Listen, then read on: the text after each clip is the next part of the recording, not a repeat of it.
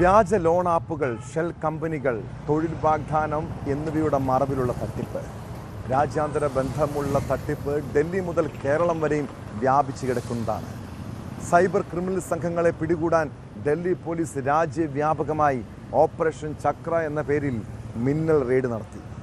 കേരളം ഉൾപ്പെടെ 7 സംസ്ഥാനങ്ങളിലായി നടത്തിയ റെയ്ഡിൽ രാജ്യാന്തര സൈബർ തട്ടിപ്പ് സംഘം വലയിലായി.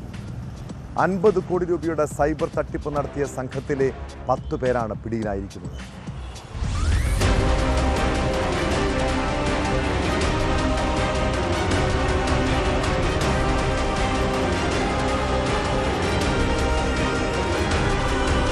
ഡൽഹിക്ക് പുറമെ കേരളം, മഹാരാഷ്ട്ര, ഒഡീഷ, പഞ്ചാബ്, ഉത്തർപ്രദേശ്, ഹരിയാന എന്നിവിടങ്ങളിൽ നിന്നാണ് സൈബർ തട്ടിപ്പ് സംഘങ്ങളെ പിടികൂടിയത്. കേരളത്തിൽ എവിടെയാണ് ഡൽഹി പോലീസ് റെയ്ഡ് നടത്തിയതെന്ന് വ്യക്തമല്ല.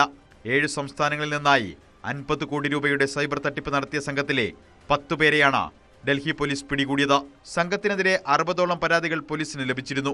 വ്യാജ ലോണാപ്പുകൾ, തൊഴിൽ വാഗ്ദാനം, ഷെൽ കമ്പനികൾ എന്നിവ ഉപയോഗിച്ചായിരുന്നു ഇവർ തട്ടിപ്പ് നടത്തിയത്. ഓപ്പറേഷൻ ചക്രയുടെ ഭാഗമായിട്ടായിരുന്നു റെയ്ഡ്.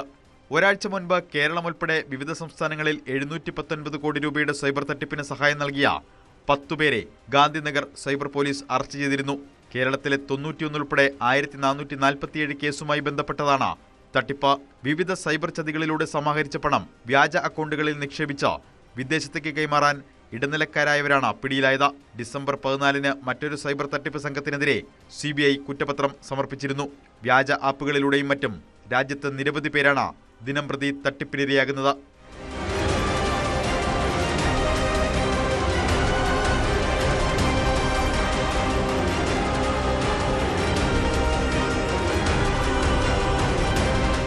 News desk, News 18.